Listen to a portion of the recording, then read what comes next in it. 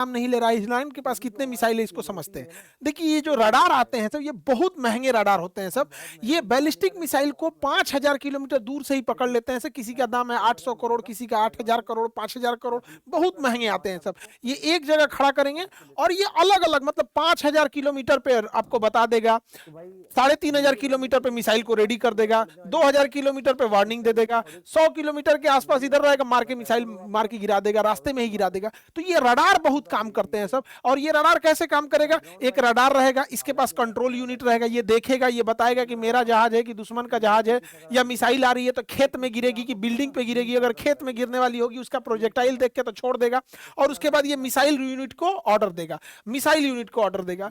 Iran ने ना आंखिए फोड़ दिया, इन लोग का रडारे मार के फोड़ दिया। देखिए इस सारा रडार कोई सस्ता नहीं है, कोई 1,000 करोड़, कोई 2,000 करोड़, कोई 700 करोड़, कोई 1,200 करोड़, कोई 10,000 करोड़, मारा धुआं धुआं कर दिया, आंखें फोड़ दिया। ये तो वही हाल हो गया कि कीड़ा मारने के लिए दवाई लाए हैं, आज दवाइये में कीड़ा पड़ गया, अजब हाल हो गया। ये रडार का काम था दुश्मन को देखना कि कोनो मिसाइल जहाज नहीं आ रहा है, एकरे मार के फोड़ दिया। एगो कान के डॉक्टर के पास थे ना, तो कान का डॉक्टर एक मरीज से पूछा कि क्या नाम है, तो मरीज 4 बार बोला कि अपना नाम, तो कान के डॉक्टर को सुनाई नहीं दे रहा था।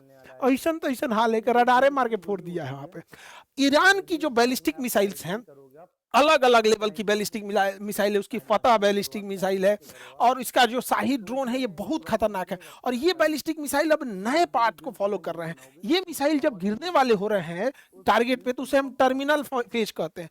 टर्मिनल फेज पे ना ये अचानक से रास्ता बदल ले रहे हैं, और रास्ता बदलने के बाद उनकी स्पीड अचानक से, जो नॉर्मल स्पीड आ रही है अचानक से तेज हो जा रही है। इससे घाटा क्या हो रहा है कि जो मिसाइलों को काउंटर करने के लिए इजराइल और अमेरिका मिसाइल मारते थे सब, तो सपोज कीजिए कि इसकी स्पीड है 1,000 किलोमीटर पर आवर, 1,000 की स्पीड से आ रहा है। अब ये भी काउंटर करने के लिए 1,200 की स्पीड से आएगा, और ये अचानक यहाँ पहुंचने के बाद 2,000 की स्पीड से हो रहा है, तो कंफ्यूज हो रहा है, जा अब क्या करें, यहाँ पे ये उल्टे गिर जा रहा है दूसरे के शहर पे। तो ये इजराइल ईरान बहुत खतरनाक ढंग से मार रहा है अपनी बैलिस्टिक मिसाइलों को। बैलिस्टिक मिसाइल कैसे काम करती है? ये पहले अंतरिक्ष में जाती है, उसके बाद दुश्मन देश के ऊपर जब आने लगती है टर्मिनल फेज में, यहाँ बहुत तेज एंट्री करती है और कई भाग में बढ़ जाती है। यहाँ पर ईरान के पास ऐसे बैलिस्टिक मिसाइलों का जखीरा है, ये पूरा अंडरग्राउंड रखे हुए है अपने बैलिस्टिक मिसाइलों को। अब इन बैलिस्टिक मिसाइल में ईंधन कैसे पड़ेगा? तो जो ईंधन है वो सॉलिड ईंधन है, तो जिसमें बारूद रहता है, सॉलिड इंजन, इसको भरने के लिए कोई झमेला नहीं, रखा हुआ है, रेडी टू मूव है। सबसे तेजी से हमला करता है सॉलिड इंजन, जो ईंधन भरा होता है उसको रेडी करने के लिए झमेला नहीं, जैसे दिवाली का रॉकेट वैसे उड़ा देना होता है। और इसको ये क्या किया, अंडरग्राउंड जमीन के नीचे रखा है, अचानक ऊपर से जमीन खुलती है, मार के वो बंद हो जाता है, पता ही नहीं चलता है कहाँ है। तो दिन के समय वो सॉलिड फ्यूल वाले रॉकेट से मारता है, क्यों? और इस सॉलिड फ्यूल वाले से मारता है। रात के समय वो लिक्विड फ्यूल का यूज करता है। लिक्विड फ्यूल में क्या है ना कि पहले उसमें फ्यूल भरना होता है, फिर उसमें ऑक्सीडाइजर भरना होता है, तो इसमें 2-3 घंटे का टाइम लग जाता है, और उसके बाद उसको मारते हैं। अब इसमें एक समस्या क्या है कि जब हम इसे किसी मोबाइल लॉन्चर से या किसी ट्रक से ले जाके और जगह पे मारेंगे ना, तो इजराइल के पास और अमेरिका के पास एयर सुपीरियरिटी है, वो उसके ड्रोन वगैरह पूरी ईरान के ऊपर घूम रहे हैं, तो ये मार के गिरा देते हैं। इसी बचने के लिए अगर उसने लिक्विड का यूज कर रहा है तो रात में मार रहा है, और दिन में वो सॉलिड फ्यूल से मार रहा है, भयानक लेवल का ले जा रहा है। और इजराइल और अमेरिका के स्टॉक पाइल्स अभी कम हो रहे हैं, लेकिन ईरान के पास पूरा जखीरा भरा है, चाहे वो ड्रोन हो या उसके पास मिसाइल हो, बैलिस्टिक मिसाइल का पूरा जखीरा भरा है। और प्रतिदिन वो 500 ऐसे ड्रोन और मिसाइल बना रहा है पर डे के हिसाब से। ये सबसे बड़ा खतरनाक बात है। और ईरान के पास सबसे जबरदस्त जो है वो क्लस्टर मिसाइल आ गया है। क्लस्टर मिसाइल क्या होता है? वो सिंगल मिसाइल होता है, लेकिन उसके अंदर छोटे छोटे बम भरे होते हैं। जब ये जाता है क्लस्टर मिसाइल दुश्मन की टेरिटरी में पहुंचता है, तो इसका आउटर केसिंग खुल जाता है और छोटे छोटे भाग में बहुत ज्यादा बढ़ जाता है। अब ये तुरंत भी फट सकते हैं, 2 दिन बाद भी फट सकते हैं, 2 साल बाद भी फट सकते हैं। ये बहुत खतरनाक होता है। अमेरिका और इजराइल की यही कमजोरी, हम 1 साल पहले भी बोले थे क्लस्टर बम इनकी कमजोरी है, लेकिन इन पर उन्होंने बैन लगा रखा है।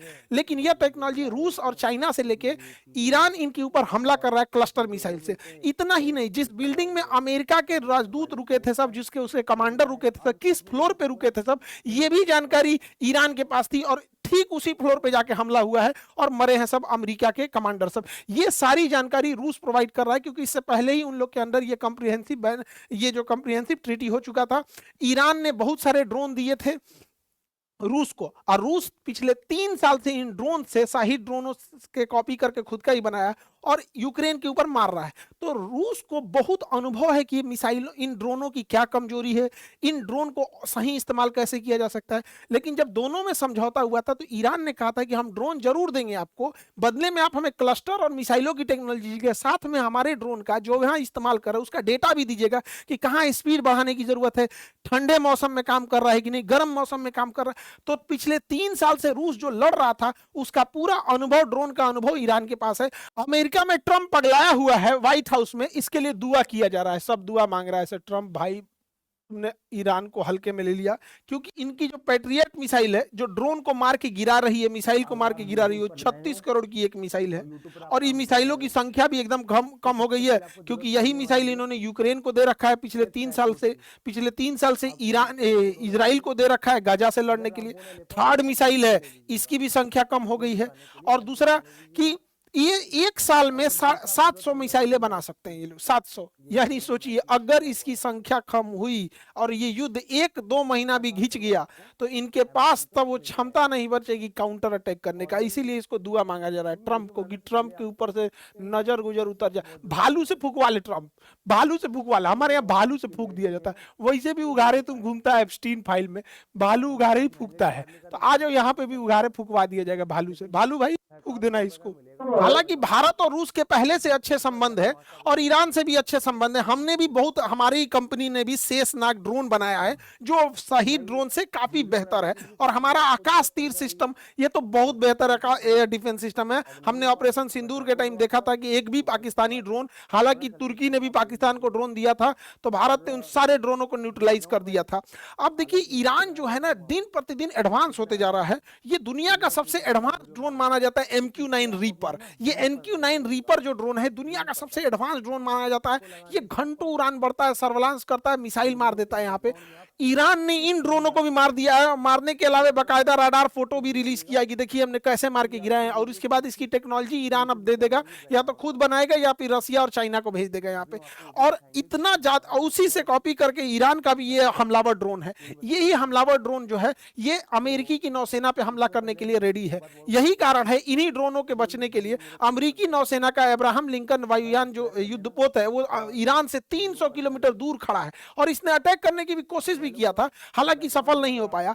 और इतना ज्यादा ईरान का खौफ है कि ये लोग अपने 3 गो जहाज मार के गिरा दिए रडार पे, कहीं ईरान का नहीं ना, मारो जल्दी मारो, यहाँ पे मार के गिरा लिए सब। ईरान बचने के लिए क्या किया है, वो हेलीकॉप्टर ये नहीं है, ये गुब्बारा है बड़े साइज का, इसको भर दिया है गुब्बारा को और यहाँ लूनर बर्ग लेंस लगा दिया। ये लूनर बर्ग लेंस किसी चीज को बहुत बड़ा करके दिखाता है और रडार को कंफ्यूज कर देता है तो ओरिजिनल दिखने लगता है। तो ये जहाज ओरिजिनल दिख रहा था हेलीकॉप्टर, इस पे मिसाइल मार दिया, सब करोड़ों का मिसाइल बर्बाद कर दिया। यहाँ इसने अपने फाइटर जहाजों की पेंटिंग बना रखी थी, इसने क्या किया उस पेंटिंग वाले जहाज पे मारा F-35 ले आके मिसाइल और पूरा जहाज उड़ा दिया, F-14 उड़ा दिया। ये सब पेंटिंग रखा हुआ है, चाहे जो भी हो। सोच रहा मारा एकदम सटीक, एकदम बीचे में मारा है, एकदम पेंटिंग है तो क्या हुआ, मारा एकदम बरियारे एकदम बीचे में है। हालांकि ऐसा नहीं है कि सारे ही चीजें अमेरिका और इजराइल के मिस हो रहे हैं, अमेरिका और इजराइल ने मारा भी है। अमेरिका और इजराइल ने मिलकर इसके F-14 जो जहाज खुद 1970 के दशक में अमेरिका ने ईरान को दिया था। बाद उस समय अमेरिका और ईरान में दोस्ती थी, बाद में खमैनी के आने के बाद दोस्ती दुश्मनी में बदल गई थी। तो उस समय के ये F-14 जहाज उसके पास थे, उसको मार के इन्होंने गिरा दिया है। इसके अलावा एक बहुत पुराना ईरान का याक जहाज था जो ट्रेनर था, इसको मार के गिराया है इजराइल ने। दुनिया के सबसे आधुनिक जहाज F-35 से, मतलब समझिए क्या है, ट्रक से टेम्पू स्कूटर को कचार दिया है। यहाँ पे युद्ध में ये सब चीज नहीं देखी जाती है, जिसके पास हथियार है वही जीतेगा, जिसके पास ताकत है। ईरान ने एक बघेरी एयरक्राफ्ट कैरियर बनाया था, ये कंटेनर जहाज था, इस पे ड्रोन और हेलीकॉप्टर के लिए गया था, इसको भी मार के डुबा दिया। अमेरिका और इजराइल एयर सुपीरियरिटी पे चल रहे हैं, क्योंकि इजराइल की एयरफोर्स बहुत वीक है, इजराइल का एयर डिफेंस डूब चुका है, तो बहुत ज्यादा बम्बार्डमेंट कर रहे हैं। ईरान के तो पूरी नौसेना को इन लोगों ने, अमेरिका ने पूरी तरह से ध्वस्त कर दिया है, पर्ल हार्बर बना दिया ईरान को। हालांकि ईरान की सबसे बड़ी ताकत उसकी मिसाइल और उसके अलावे उसके पास जो स्टॉक पाइल है सब। ईरान जो था अपने पड़ोसी देशों के ऑयल रिफाइनरी पे बम मार रहा था। अभी तेहरान में दुनिया की सबसे बड़ी ऑयल डिपो पर इजराइल और अमेरिका ने स्ट्राइक किया है और वहां लपटें पूरी आग की पूरी ऊपर तक फैल गई है।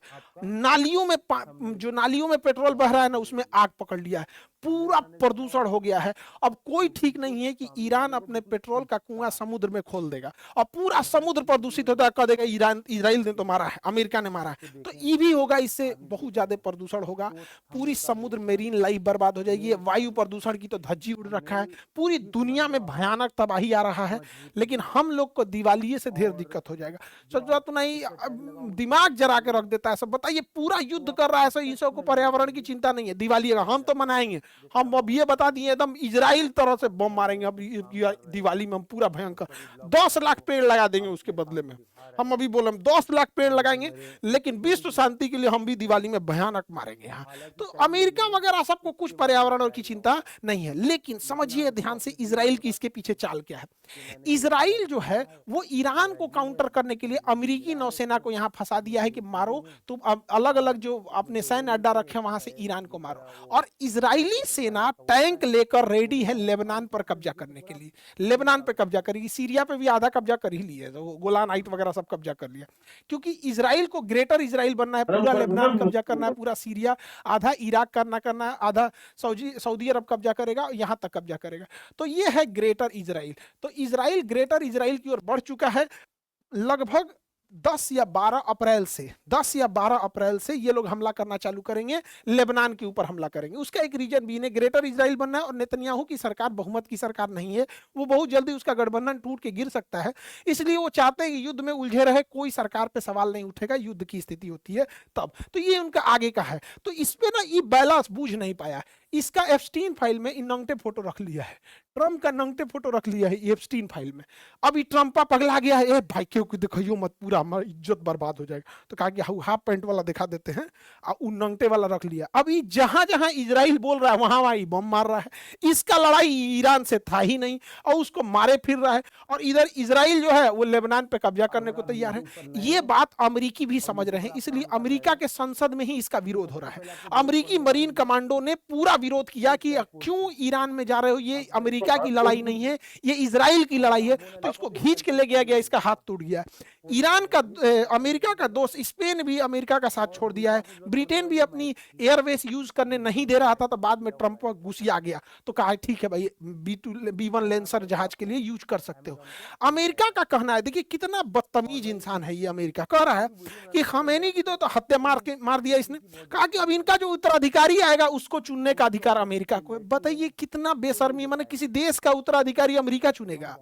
इसको क्या लगता था कि खामेनी को मार देंगे तो ईरान ध्वस्त हो जाएगा, वेनेजुएला समझो ईरान को। ईरान ने ऐसा नहीं करेगा। खामेनी अब इन्हें पहले से पता था कि अमेरिका ऐसा करेगा, इसलिए ये पहले से तैयार बैठे थे। तो खामेनी ने क्या किया था, एक बहुत खतरनाक डिवीजन बनाया था, decentralise mosaic defence, DMD, decentralise mosaic defence. जो इन्होंने बनाया था, ये क्या था, इसका था कि ईरान को 31 टुकड़ों में इन्होंने तोड़ दिया था। 31 टुकड़ों में तोड़ दिया और कहा गया कि अगर तेहरान ध्वस्त भी हो जाता है, टॉप लीडरशिप मारी जाती है, प्रधानमंत्री, राष्ट्रपति, टॉप लीडर, सेनापति मारे जाते हैं, तो उससे कोई मतलब नहीं है। 31 का 31 DMD ब्रिगेड जो है उसके पास अपना मिसाइल है, अपना ड्रोन है, अपने जहाज हैं, अपनी सेना है, वो सब मारेगी 3100। इसलिए ईरान की टॉप लीडरशिप ढह चुकी है। लेकिन जो 31 के 31 जो डिसेंट्रलाइज मोजेक डिफेंस थी, DMD थी, वो अंधाधुन मार रही है। जिसको कुवैत मिल रहा है यहाँ से कुवैत को मार रहा है, जिसको UAE मिल रहा है वो UAE मार रहा है, कतर मार रहा है, बहरीन मार रहा है, इरिया, तुर्कमेनिस्तान, जहां मन, अजरबैजान, जहां मन वहां मार रहे हैं सब। अब ईरान पगला गया एकदम, जहां मन वहां मार रहा है, क्योंकि टॉप लीडरशिप खत्म हो चुकी है। और DMD को बनाया ही गया था कि अगर टॉप लीडरशिप खत्म हो गई तो तुम लोग अंधाधुन मारना। और इसकी 31 ब्रिगेड तैयार है, ईरान के अंदर बैठी है। ईरान के पास सबसे खतरनाक चीज क्या है, उसके पास छोटे साइज की पनडुब्बी है।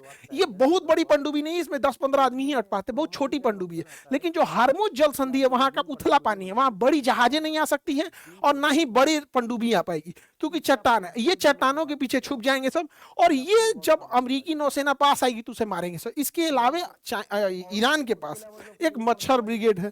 अब ये मच्छर ब्रिगेड क्या है, तो छोटे छोटे लेकिन बहुत तेज गति से चलने वाले इसके पास 15,000 से ज्यादा जहाजें हैं, पानी वाली जहाजें, बहुत छोटी है। इसका आकार जो है वो एक बस के आकार का है और उतने ही लंबाई में है, ट्रैक्टर बराबर होगी यहाँ पे। लेकिन इतनी तेज स्पीड है, इतनी तेज स्पीड है कि इसको मारना बड़ा मुश्किल हो जाता है। और वैसे भी पानी समुद्र में निशाना लगाना बड़ा मुश्किल होता है कि समुद्र ऊपर नीचे हो रहा होता है और जिसपे आपकी जहाज है वो भी डिसबैलेंस हो रही होती है। तो इनका क्या है कि ये लोग उसको एज एक साथ 200-400 छोड़ देंगे और उस पे से ये मिसाइल छोड़ देंगे। अब दुश्मन का जहाज कंफ्यूज हो जाएगा कि भैया इन मिसाइलों को मारे कि इन जहाज को मारे। ये मिसाइल भी गति कर रहा है, जहाज भी मूवमेंट कर रहा है, समुद्र भी मूवमेंट कर रहा है, तो कंफ्यूजन हो जाएगा। कोई ना कोई उस जहाज पे जाकर लग जाएगा, अगर नहीं लगा तो ये कामाकाजी होंगे, ले जाके अपने आप को उसमें लड़ा देंगे और ये खत्म हो जाएगा। यही वजह है कि अभी तक न इजराइल न अमेरिका की नेवी आगे आई है इस चीज को खत्म करने के लिए, क्योंकि इनके पास मच्छर ब्रिगेड है। ईरान को तबाह करने के लिए अमेरिका सबसे घटिया और नीच काम करने जा रहा है। वह ईरान के ऊपर के कुर्द लोगों को, कुर्द एक कबीला है वहां पर, उन लोगों को इजराइल और अमेरिका हथियार दे रहे हैं और पैसा दे रहे हैं। और पूरी ये जितनी गाड़ियां हैं, देखिए ट्रक, व्हीकल्स, इम्यूनिशंस, फ्यूल, हथियार, पैसा, इंटेलिजेंस, सीआईए पूरी मदद कर रही है इन लोग की, मोसाद पूरी मदद कर रहा है और इन लोगों को अपने हथियार गोदामों में भरे हथियार को पूरा सप्लाई किया जा रहा है। कि ऊपर कुर्द, इन कुर्द को सीरिया से लाया जा रहा है ईरान के पास, क्योंकि सीरिया में सरकार गिरा दिए हैं सब, ये सब इराक में सरकार गिरा दिए हैं सब, तो अब ये कुर्द कहाँ चले गए हैं? इराक के कोना पे। अब यहाँ से पूरे ईरान में ये फैल जाएंगे सब और पूरा आतंक मचा देंगे सब। अभी आपको नया आतंकवाद सुनने को मिलेगा, कुर्दिश टेररिस्ट। अभी बताइए, आतंकवादी गलत है सब, लेकिन आतंकवादियों के हाथ में जो बंदूक है वो बंदूक बनाने वाला अमेरिका गलत नहीं है। आतंकवादी गलत है सब, लेकिन आतंकवादियों के पास से हथियार जो अमेरिका है वो गलत नहीं। अमेरिका का हथियार कैसे चलाया आतंकवादियों के पास? तो नियम ये होना चाहिए कि यदि कोई आतंकवादी पकड़ा जाता है तो वो जिस देश का है उस देश पे भी प्रतिबंध लगना चाहिए और उसके हाथ में जो हथियार है वो जिस देश का बना है वह देश भी प्रतिबंधित होना चाहिए। देखिएगा, सबसे ज्यादा हथियार 99% हथियार अमेरिका के बने होते हैं हर एक आतंकवादियों के पास, चाहे वो भारत के नक्सलाइट हो, चाहे कश्मीर में इंसर्जेंसी हो, चाहे अजमल कसाबवा हो, चाहे ओसामा बिन लादेन हो, तालिबान हो, आईएसआईएस हो, सबको हथियार यही प्रोवाइड करते हैं। लेकिन इन लोग के ऊपर कोई उंगली नहीं उठा सकता है। सोचिए, अमेरिका जहां जा रहा है, ये जो काम कर रहा है, यहां युद्ध के बाद एक आतंकवादी पनपेंगे सब। अमेरिका ने यही तो किया था इराक में, उसने आईएसआईएस आतंकवादियों को पैसा दिया और पूरा जब चला गया तो वहां से आईएसआईएस आ गए सब। रूस को मारने के लिए ओसामा बिन लादेन को ट्रेनिंग दिया, हथियार दिया, उसके बाद अलकायदा तैयार हो गई। तालिबान को किसने तैयार किया? अमेरिका ने तैयार किया। इन सारे आतंकवादियों को हथियार, पैसा, सीआईए की ट्रेनिंग सब किसने दिया था? अमेरिका ने दिया था। अब अमेरिका कुर्दिश को तैयार कर रहा है और इतना ही नहीं, स्टैंडर्ड देखिए, कुर्दिश फोर्सेज, मतलब अभी आतंकवादी नहीं, अभी ये फोर्स है, मतलब ये अभी सेना है। किस देश की सेना है? किसी देश की नहीं। तो ले भैया, तो हमारे देश के नक्सलाइटों कहेंगे कि फोर्स है भैया, हम भी मतलब इनको सेना। जब ये ईरान पे खत्म कर देंगे तो ये भारत के लिए खतरा बनेंगे सब। अभी ये आतंकवादी, चूंकि अमेरिका दूर है, वहां जाना मुश्किल है, हम लोग के लिए खतरा बनेगा। वर्ल्ड ऑर्डर शिफ्ट हो रहा है। देखिए, 11 मार्च से ईरान क्या करेगा, जितने मिडिल ईस्ट के देश हैं उनके पास पीने का पानी नहीं है, तो उनके पास डीसैलिनेशन प्लांट है। इन डीसैलिनेशन प्लांट के ऊपर ये अपने ड्रोन से हमला करके इसे तबाह करेगा। और अगर यहाँ पे आतंकवाद जैसी घटना पनपी या फिर मानवता लांघने का काम ईरान ने किया, तो इन ड्रोनों के अंदर कुछ नहीं करना, इसे केवल पारा भर देना है। पारा यानी मरकरी, ये सब हम लोग देखे होंगे थर्मामीटर में होता है, बुखार नापने वाले थर्मामीटर में पारा होता है। अगर ये पारा पानी में मिल गया तो पानी जैसे हम पिएंगे, या वो पानी खेत में जाएगा, पेड़ पौधे उसे सोखेंगे, उससे सब्जी या फल बनेगा, उसे जैसे हम खाएंगे तो वो पारा हमारे ब्लड के थ्रू ब्रेन में चला जाएगा और हमें एक बीमारी हो जाएगी, मिनीमाता बीमारी। जापान में गलती से पारा के रिसाव से बहुत भयानक फैला हुआ था और पूरे शरीर में लकवा मार देता, हिलता ही नहीं, पैरालाइसिस हो जाता, पूरा शरीर, दिमाग काम नहीं करेगा यहाँ पे। तो जो इसने डीसैलिनेशन प्लांट पे मारा है उसमें पारा भर के मारेगा तो बचा हुआ मान के चलिए इधर का डीसैलिनेशन प्लांट उड़ गया तो यहाँ का पानी सप्लाई बंद होगा, यहाँ का तो चालू होगा, लेकिन तो पारा मार देगा तो यहाँ का पिया नहीं बनेगा। तो जो डायरेक्ट गया वो गया, इनडायरेक्ट गया वो भी गया। तो ये बहुत भयानक मारने वाले हैं सब यहाँ पे, और ये लगभग मारना चालू करेगा 11 मार्च से। जितने भी लोग, इनके पास पानी नहीं है, ना कुवैत के पास है, ना अरब के पास है, ना Bahrain, Qatar, UAE, Oman, Iraq, किसी के पास पानी नहीं, मार को तबाह कर देगा। ईरान के पास भी उतना पानी नहीं है, लेकिन वो तो मर रहा है, उसके सुप्रीम लीडर को मार दिया गया, तो क्या करेगा? किसी भी देश का, श्रीलंका के राष्ट्रपति को कोई मार देगा तो श्रीलंका का आदमी क्या करेगा? बांग्लादेश के राष्ट्रपति को मार देगा तो क्या करेगा? हमारे भारत के राष्ट्रपति को कोई किडनैप कर दे या मार दे तो क्या कर, सब जाना चल चल के बड़ी मार मारेंगे हम लोग। बिहारी सबसे आगे रहता है इस सब में। दुनिया में किसी को ये पता नहीं है कि युद्ध क्यों हो रहा है, इजराइल क्यों मार रहा है इसको, अमेरिकी नौसेना क्यों मार रही है, किसी को पूछिए क्यों मार रहा है, हमारा नहीं पता है। क्या ईरान के पास एटम बम है? नहीं, एटम बम नहीं है। अमेरिका ने B2 स्पिरिट से 5 महीना पहले बम मार के गिरा दिया था, कहा था कि सारे न्यूक्लियर साइट खत्म कर दिए, तो नहीं है पता। क्या ईरान ने आक्रमण किया है? तो नहीं किया है। क्या किसी तरह का एग्रेशन दिखाया है? नहीं दिखाया है। क्या कोई प्रोवोक किया युद्ध के लिए? नहीं। ये लोग क्या किया है, खुद जाके मिसाइल मारा है, खुद उस पर हमला किया है, उसके ऊपर 14 टन का बम गिरा दिया है, सैंक्शन लगा दिया है, प्रतिबंध लगा दिया, उसका तेल बिकने नहीं दे रहे हैं, उसका नोट चलने नहीं दे रहे हैं, उसकी करेंसी बर्बाद कर दी है। वहां महंगाई इतनी भयानक हो गई है, फिर भी वहां की जनता अभी उतना विद्रोह नहीं की है जितना ये लोग चाह रहे थे। किसी को नहीं पता चल रहा है। यही रीजन है कि खुद इसका अमेरिका का विरोध हो रहा है। रूस ने विरोध किया, खैर रूस और चाइना तो नेचुरल दुश्मन है, लेकिन स्पेन अमेरिका का साथी होते भी विरोध कर रहा है, अमेरिका ब्रिटेन भी विरोध कर रहा है, फ्रांस भी विरोध कर रहा है। सिक्योरिटी काउंसिल में भी जब ये मैटर गया, इवन जब 1945 में यूनाइटेड नेशन ऑर्गेनाइजेशन की गठन हुई थी, इसने कहा था कि हम तृतीय विश्व युद्ध नहीं होने देंगे, तो इसके संविधान को चार्टर्ड कहते हैं। तो इसके संविधान अर्थात चार्टर्ड 2 में लिखा गया है कि कोई देश किसी दूसरे देश की संप्रभुता में हलल मतलब कोई किसी प्रकार का खलल नहीं करेगा, दूसरे देश की संप्रभुता या जमीन नहीं कब्जा करेगा, दूसरे देश पे हमला नहीं करेगा। लेकिन खुलेआम चल रहा है, नियम कानून गरीब देशों के लिए होता है। अमेरिका और वेस्टर्न कंट्री का कहना है कि ईरान अपने आप महिलाओं पर अत्याचार करता है। मतलब वही वेस्टर्न कंट्री जो महिलाओं को नंगे घुमाते हैं सब, वही वेस्टर्न कंट्री जो एफस्टीन फाइल में छोटी छोटी बच्चियों का रेप करते हैं, काट के खा जाते हैं सब। हमारे यहाँ हमें मीडिया, बाप रे बाप, भारत के लिए सबसे बड़ा खतरा, गृह युद्ध कराएंगे सब मीडिया सब। न्यूज चैनल पे बैठी 20 कन्याओं को कुछ नहीं दिखता है, तबाह कर देंगे सब पूरे घर द्वार को यहाँ पे। इसके हिसाब से, न्यूज चैनल के लोगों के हिसाब से खोमैनी खराब है क्योंकि इन्होंने बहुत अत्याचार किया है। लेकिन ट्रंप के खिलाफ एक बात नहीं निकलेगा इनसे। खोमैनी खराब है, लेकिन भैया ये ट्रंप उघारे नाच रहा है, ये करो तो बोलो, तुमको कोई मतलब नहीं है अपने देश के लिए डिक्टेटरशिप क्या किया उससे मतलब हम लोग को नहीं है। इसका कहना है, देखिए डबल स्टैंडर्ड, इसका कहना है कि खोमैनी ने हिजाब कर दिया, ते बबनी इहो हिजाब लगैलिए सऊदी अरब वाला, इन्हों पे बोलो, इनका पे ना बोलेगा, बोलने का मतलब समझ रहे हैं ना, सेम चीज है। अगर हिजाब पे आपको बोलना ही है तो ईरान के साथ साथ सऊदी अरब को भी लेंगे। सऊदी अरब से तो तेल मिल रहा है, जब तेल बंद होगा, रिश्ते टूटेंगे, तब हमारे अंदर का ज्ञान निकलेगा।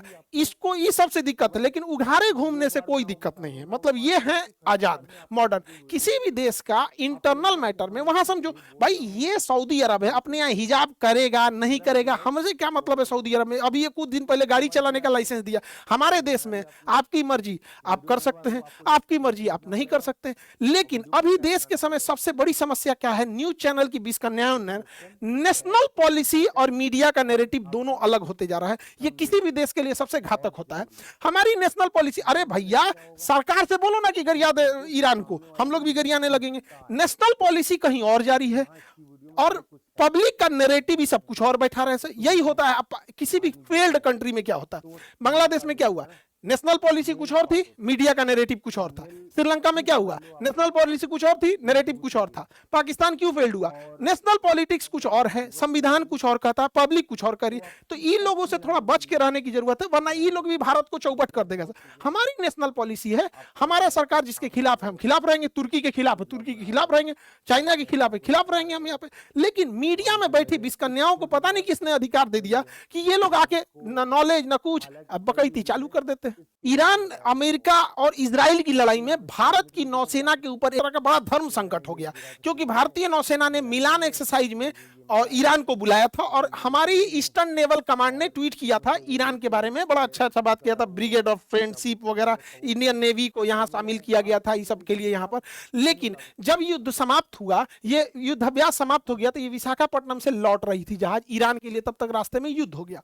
ये शिप जब जैसे इंडियन ओशियन को पार, बंगाल की खाड़ी को पार करती है और श्रीलंका के बाहर रहती है, तब इसे यहाँ रुक कर श्रीलंका से अंदर आने की अनुमति मांगती है डॉक करने के लिए। तब तक यहीं पर एक अमेरिकी पनडुब्बी से मार के डुबा दिया।